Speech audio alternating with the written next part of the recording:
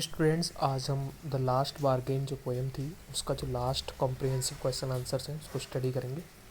सबसे पहले हम जो ये पैराग्राफ है उसको स्टडी करेंगे, उसको पढ़ेंगे, उसका मीनिंग निकालेंगे और उसके बाद जो नीचे जो क्वेश्चंस दिए हैं उसको सॉल्व करेंगे।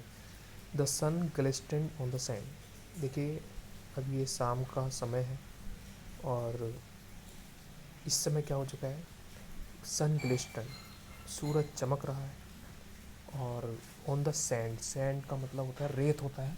आपने देखा होगा समुद्र के किनारे जहाँ पानी नहीं होता है वहाँ पर रेत पाया जाता है, तो उसमें जो सूरज की जो किरणें हैं चमक रही हैं।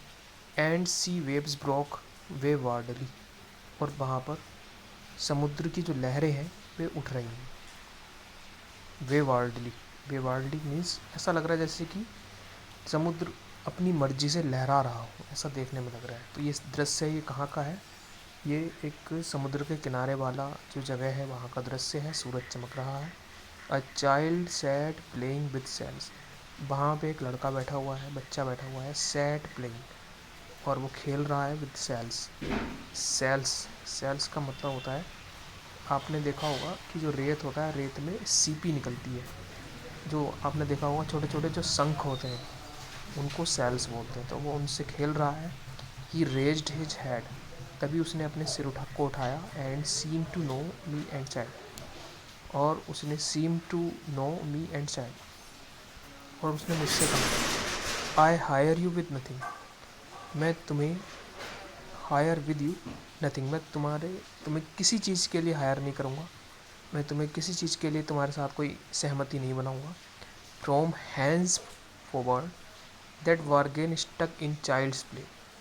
हैंड्स फॉरवर्ड, तो देखिए अब से, that bargain struck in child's play, तो जो वो बार्गेन था, जो वो एक एक सहमति थी, वो बच्चे के खेल में दिखाई दी। Made me a free man, और उस खेल में, बच्चे के खेल में मुझे एक बिल्कुल फ्री मैन बना दिया, बिल्कुल मुझे एक ऐसा आदमी बना दिया जो चिंता से रहित हो, जिसको कोई चिंता ना हो, इस प्रकार का एक आदमी बना दिया।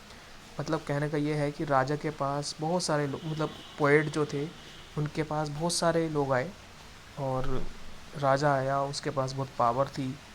एक व्यक्ति आया जिसके पास सोने भरा हुआ था, एक लड़की आई, लेकिन जो पोएट है उनको सबसे ज़्यादा जो खुशी हुई, जो खुशी मिली, वो एक बच्चे के खेल को देख करके थी। तो ये इसमें कहना चाह रहे हैं। तो देखिए हिंदी अनुवाद आप चाहे तो पढ़ सकते हैं इसको। आगे देखिए क्वेश्चन है, क्वेश्चन नंबर 1 है, where was the child playing, जो वो लड़का था वो कहाँ खेल रहा था। ठीक है, लड़का कहाँ खेल रहा था, बहुत आसान है।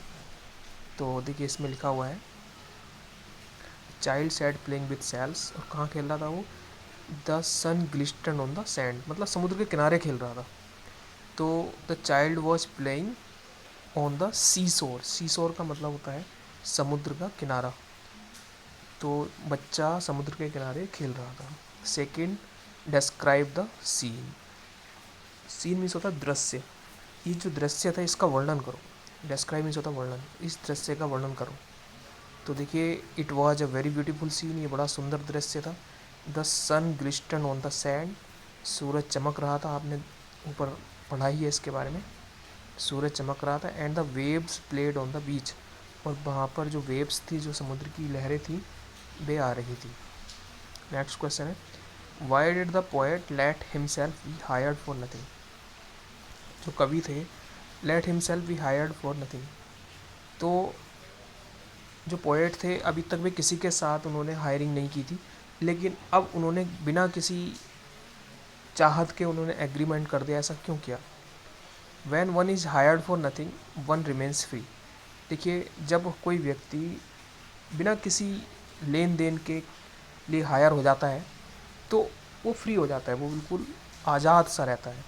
लेकिन अगर आपको, जैसे मान लीजिए, एक एग्जांपल देता हूँ, मान लीजिए कोई आदमी नौकरी करता है, उसको पैसा मिलता है, तो वो बंधा हुआ है, उसको काम करना ही पड़ेगा, नहीं तो उसकी नौकरी नहीं चलेगी। तो ऐसा ही इसमें है, तो वो बच्चे के साथ एग्रीमेंट करते हैं जिससे वे फ्री रहें, जिससे वे आज़ाद रहें। The poet loved his freedom, poet को आज़ादी बड़ी अच्छी लगती थी। And so he late himself B hired for nothing, और इसलिए उन्होंने बिना किसी चीज़ के लिए हायर कर दिया। नेक्स्ट क्वेश्चन है find a word in the passage which means deal. तो देखिए इसमें आपको पैराग्राफ में बताना है जिसका मतलब डील से है। तो डील मतलब बार्गेन, मोल भाव या एक सहमति। तो ये सब इसका आंसर है। आप इसको जो ऊपर लाइनें लिखी हुई हैं इसको लिखने की कोई ज़रूरत नहीं है। आप हिंदी अनुवाद को पढ़ सकते हैं समझने के लिए, और पैराफ्रेज कोई ज़रूरत नहीं है। आपके जो क्वेश्चंस हैं ये इंपॉर्टेंट है, और जो नीचे इसके आंसर्स हैं ये भी इंपॉर्टेंट है। इनको आप सब लिख के दिखाएंगे। Thank you.